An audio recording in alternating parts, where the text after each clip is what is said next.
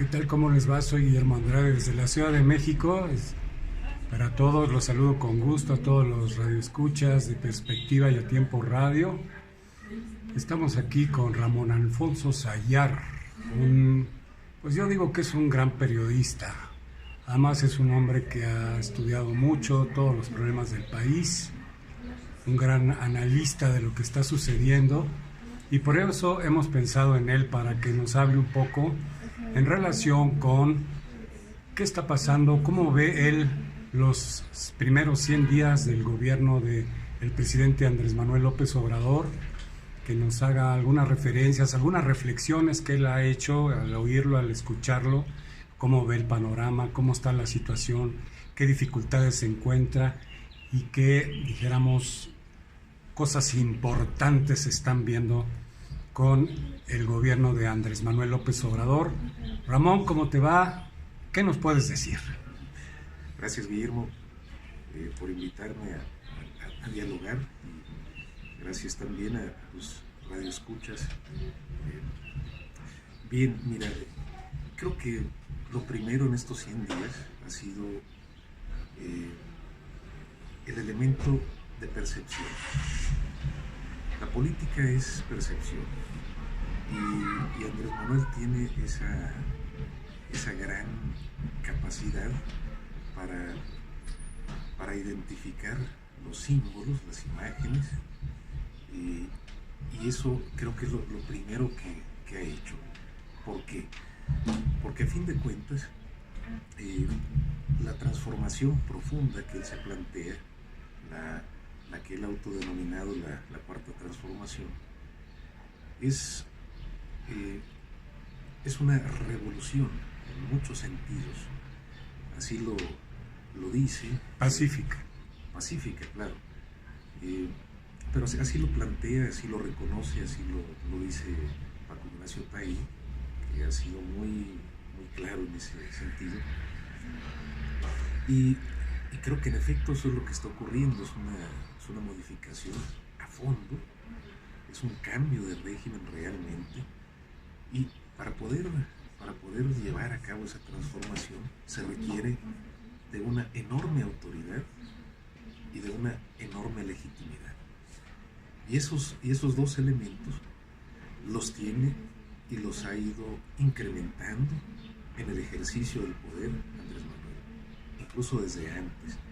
Es decir, llega a la presidencia de la República con un 53% de la votación, que es una votación histórica, con más de 30 millones de votos, pero inmediatamente después y durante la larga etapa de transición, ese respaldo ha ido creciendo. Y eso es en lo que él se ha enfocado, los símbolos, desde luego. ¿Qué significa la autoridad?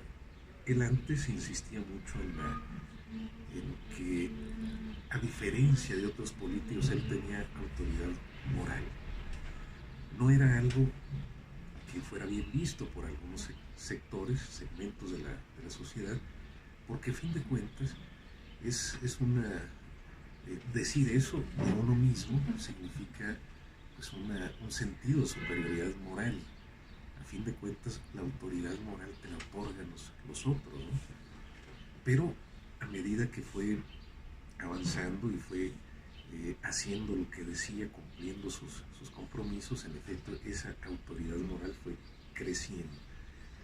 Y esa parte de la legitimidad, que no es otra cosa, sino la capacidad que tiene entre el concepto de mando y obediencia, ¿no? Es decir, uno puede pensar que tal persona es capaz de hacer tal cosa, cree, tengo la convicción de que lo va a hacer. Esa autoridad y esa legitimidad la ha ido incrementando a medida que va haciendo lo que dice, lo que había prometido. Entonces, esa legitimidad ahorita es altísima, pero altísima. Las encuestas le dan entre 78 80 y tantos por ciento de respaldo de la ciudadanía, lo cual es inaudito, no solamente en la historia del país, sino también en diversas partes del mundo, ¿no? Entonces, ¿cómo llega ahí? ¿Cómo es esto? Porque se ha enfocado en incrementar esa legitimidad, lo cual le va a dar esa capacidad para realizar las transformaciones de fondo que está planteando. Es decir, ¿cuáles? Primero, la separación del poder político del poder económico, que eso es un enorme. Particularmente, aquí hago una pausa, porque esa simbiosis que hubo entre los poderes político y económico, particularmente desde que llegó al poder Vicente Fox desde el año 2000, se fue haciendo un masacote de tal manera que era dificilísimo separarlo.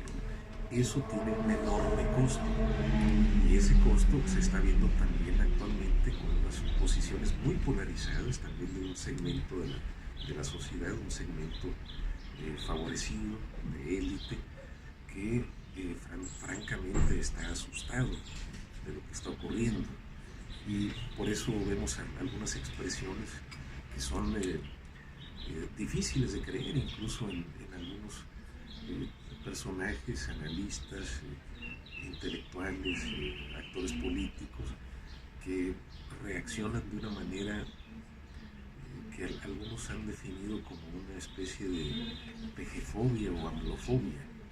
Es decir, hay un sesgo muy importante donde nada de lo que hace Andrés Manuel es bueno, es correcto, y hay pequeños elementos que se sacan de contexto, y esos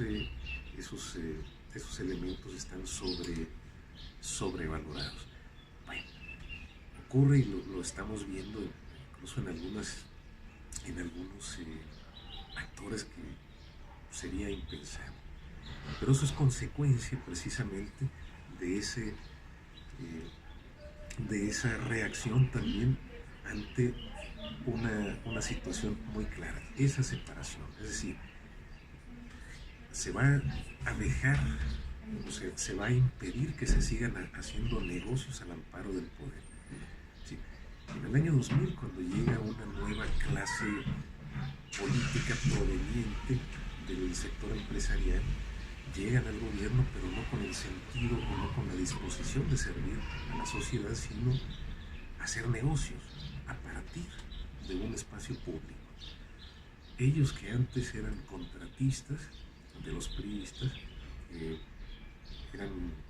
probablemente les parecía legítimo, legal, pagar un 10% sobre la obra para obtener el contrato, pues ahora llegaron al poder, ya en lugar de pagar el 10%, se quedaban hasta con el 30%, empezaron a hacer negocio de tal manera que llegó un momento en que los grandes empresarios o sectores eran los que definían las políticas públicas e instruían a los gobernantes.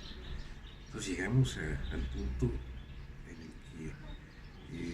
que es imposible seguir como estamos.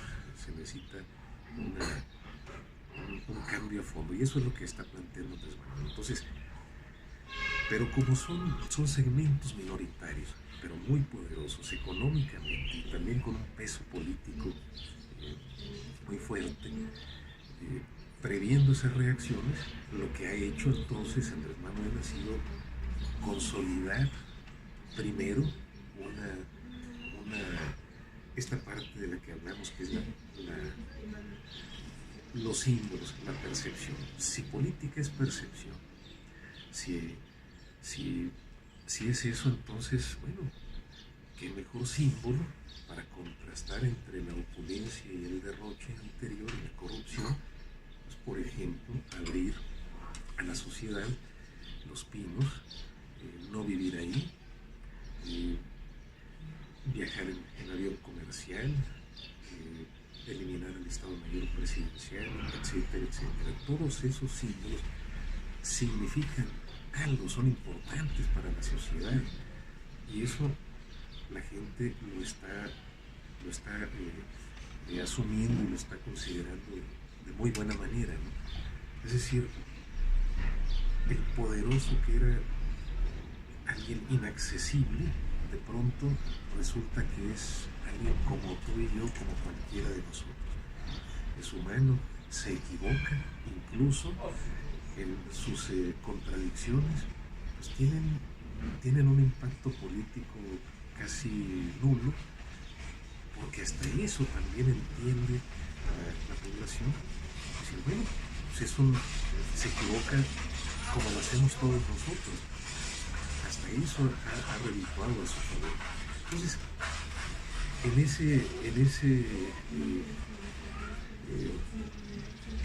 creo que eso es lo más importante en estos primeros 100 días de gobierno que Andrés Manuel ha hecho.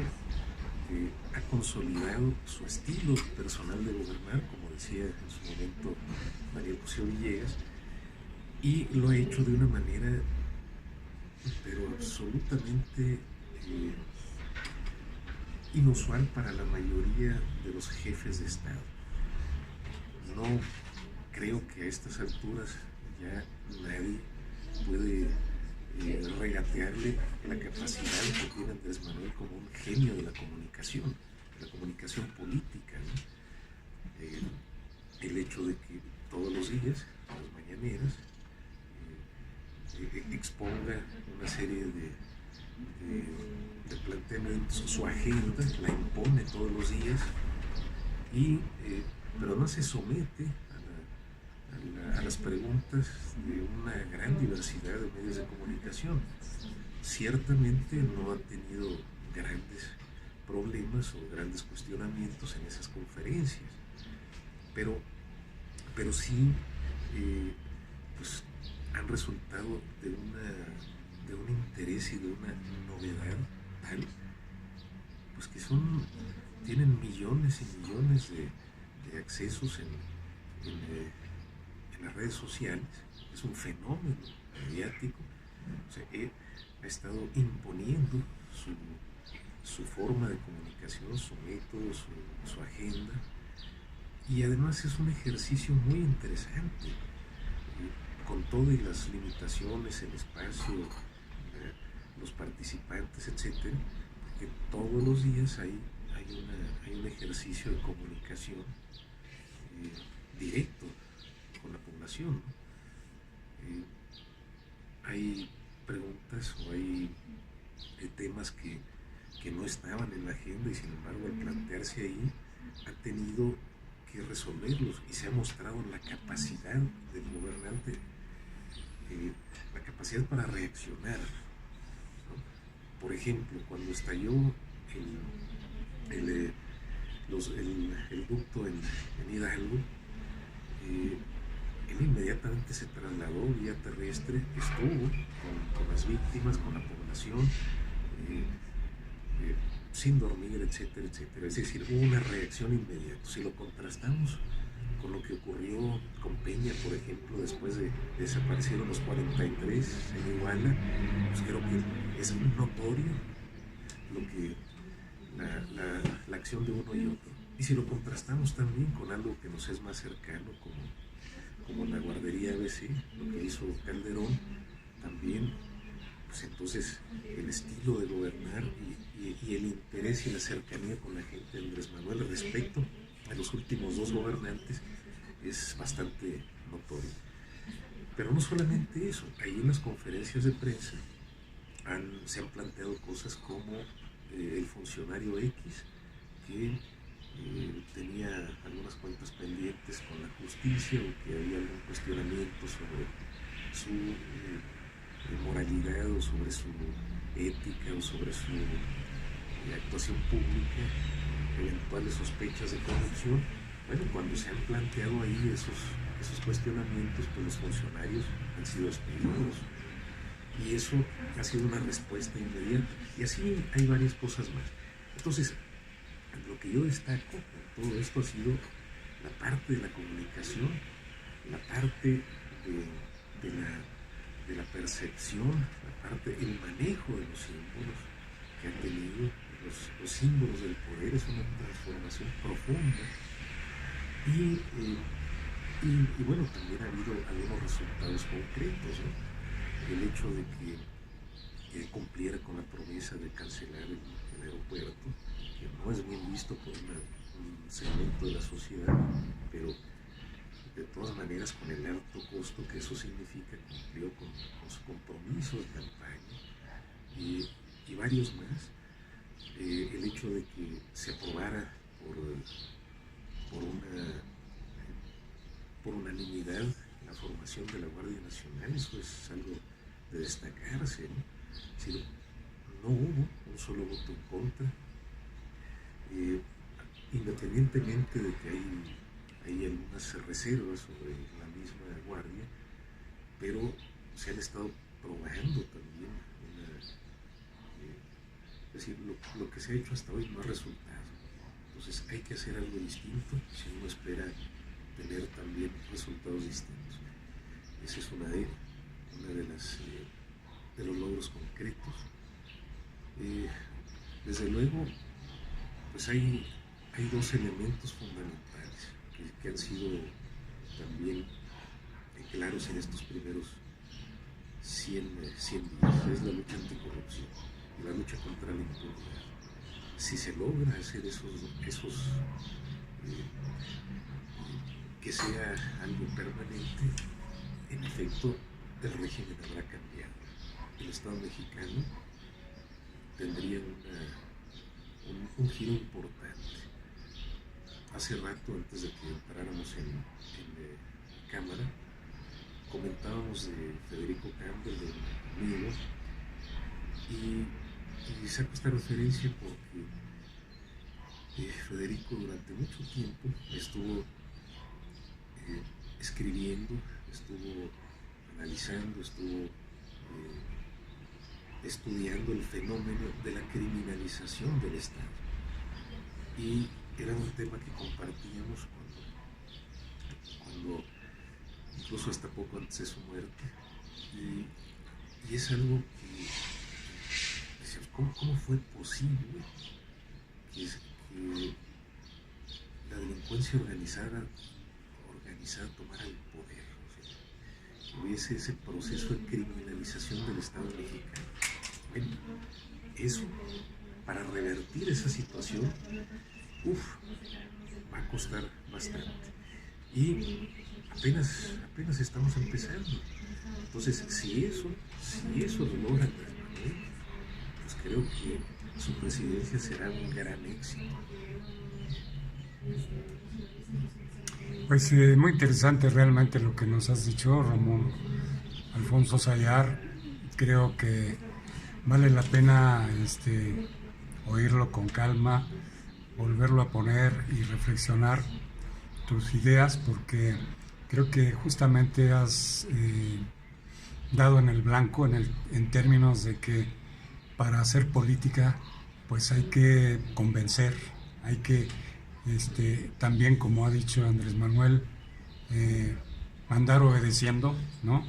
Y él ha logrado ya con su quehacer esa aceptación tan importante, tan alta, que efectivamente demuestra, en primer lugar, que lo que está haciendo la gente lo ve bien, y en segundo lugar, pues que está entrando al fondo de las cosas de un Estado que se volvió un instrumento de, entre otras cosas, de la delincuencia organizada y también de una pequeña oligarquía que desvirtuó totalmente la naturaleza del Estado. Fíjate, hay dos elementos más que me parece importante destacar. Uno es en materia de derechos humanos y otro la causa indígena. En materia de derechos humanos, el nombramiento de Alejandro Encinas como subsecretario de la materia creo que es importante, y la creación de la Comisión de la Verdad para investigar a fondo lo que ocurrió en los estudiantes de Ayotzinapa. Parece que eso es algo que que también puede marcar este sexenio. Por lo pronto, independientemente de los resultados, se muestra una voluntad política para actuar, para encontrar la verdad, para no dejar las cosas como están. Es decir, ya esa verdad histórica de la que hablaba el antiguo gobierno, el antiguo régimen, pues ya fue desaparecida, no existe, es casi fue empezar desde cero. ¿Qué fue lo que realmente ocurrió? ¿Quiénes participaron? Tope hasta donde tope. Ese fue el compromiso que hizo el presidente ante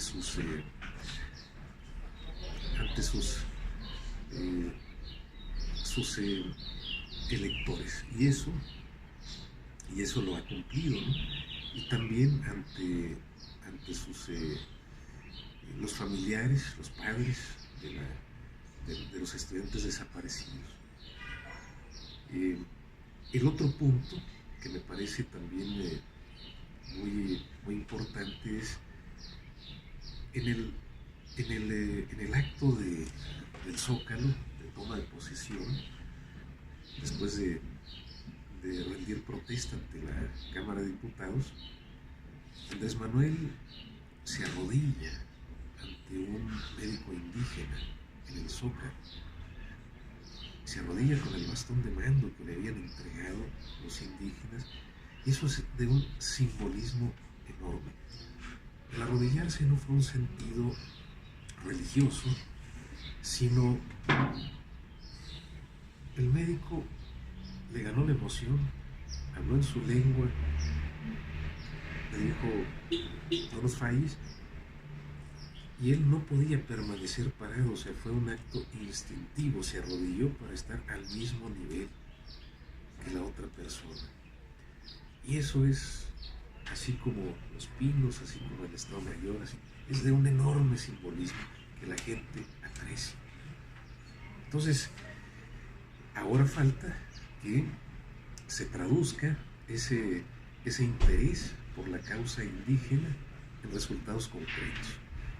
Y me parece, tengo la convicción de que así va a ser, porque Andrés Manuel se formó en una zona indígena con los chontales, se formó políticamente, aprendió de esa forma comunitaria, y buena parte de su praxis política pues tiene ese origen.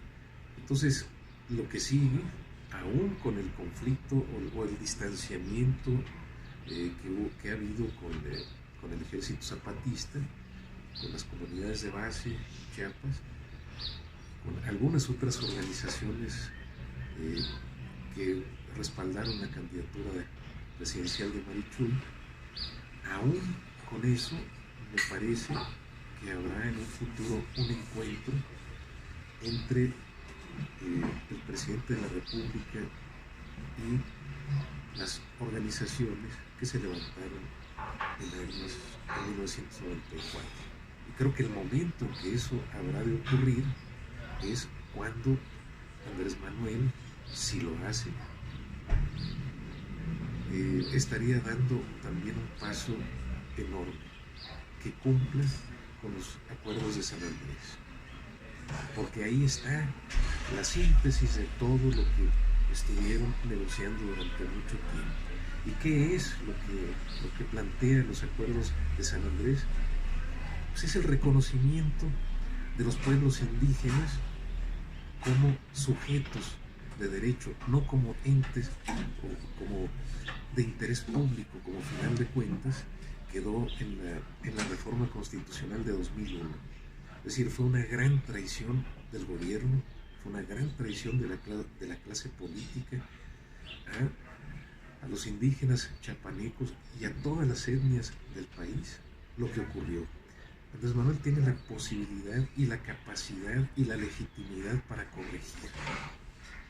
Ahora que está en marcha los proyectos como el Tren Maya y como todo el proyecto del Istmo de Tehuantepec, tiene esa posibilidad, es decir, invitar a los pueblos originarios con respeto a sus costumbres, a sus tradiciones, a su cultura, a su medio ambiente, invitarlos al desarrollo, es decir, que sean parte, que no sean excluidos como ha sido hasta hoy.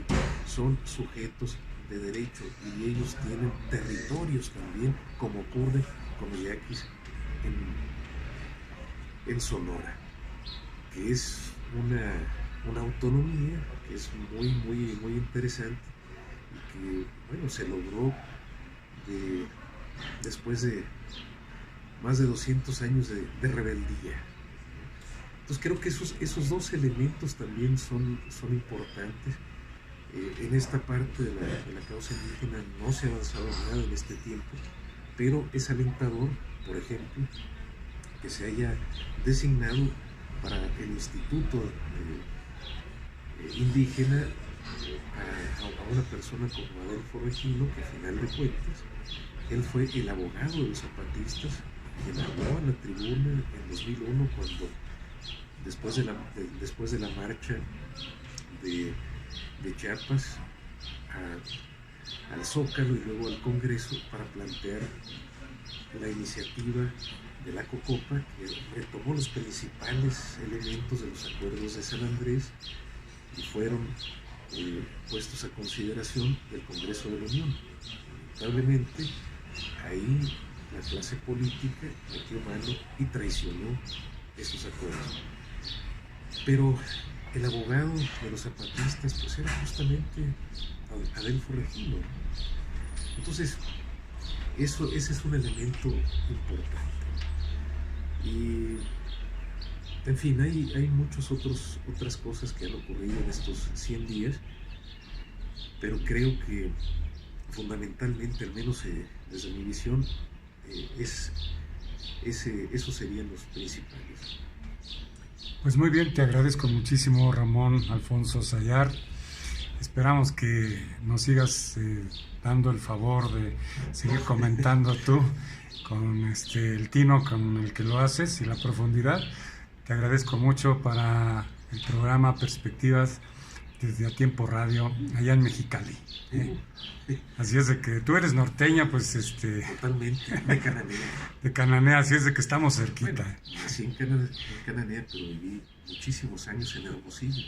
Así es. Apenas Mexicali y Hermosillo son lo más caluroso que hay. Así es de que, bueno, pues a ver cuándo nos invitan a ir para allá y con mucho gusto vamos.